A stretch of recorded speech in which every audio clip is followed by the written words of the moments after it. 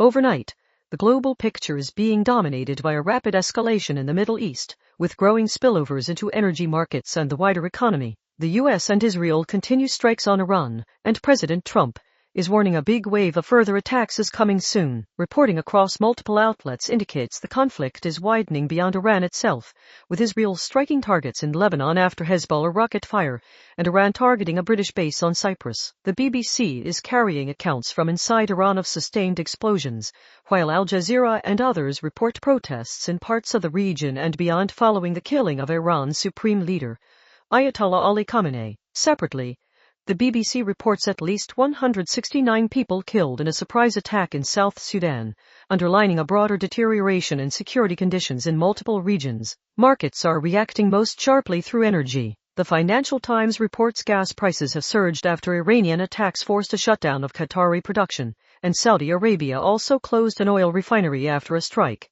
The FT also reports oil and the US dollar have rallied as the conflict intensifies, but flags an unusual note of caution.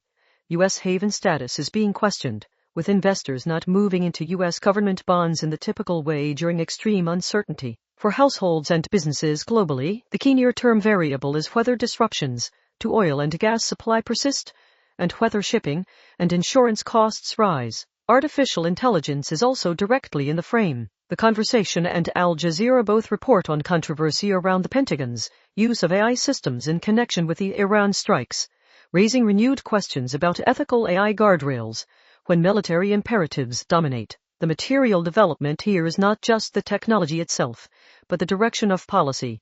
Defense demand is increasingly shaping how leading AI tools are deployed, and how quickly constraints can be overridden in wartime settings. Turning to Australia, the federal political focus is on the government's posture on the Iran conflict and community impacts at home. The ABC reports Prime Minister Anthony Albanese has criticised public memorials for Khamenei in Australia as not appropriate. The Guardian is also running a discussion of the government's support for U.S. action, highlighting the diplomatic and legal debate around the strikes and what that means for Australia's international positioning. On the Australian economy and public service-adjacent workplace settings, the major domestic data point is pay transparency. ABC News and the Sydney Morning Herald report Australia's gender pay gap has narrowed, with new employer-level data now available covering more than 5.9 million workers across over 10,000 employers. The reporting notes more employers are now within a target range of 5% or less, though the highest earners still tend to be men. This is a material update because it increases visibility for employees and adds pressure on large organizations,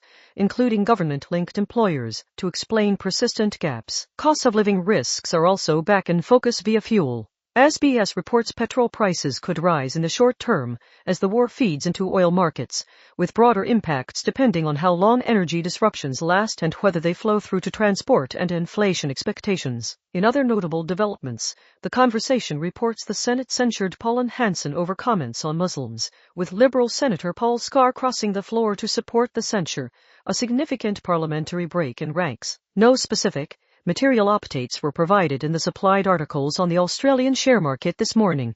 The main market-relevant driver to watch is the energy shock and any knock-on inflation implications. Locally, on the Gold Coast, the AFC Women's Asian Cup is being played under the shadow of events in Iran. ABC reports Iran's women's team lost 3-0 to South Korea in their opening match, ahead of a game against the Matildas.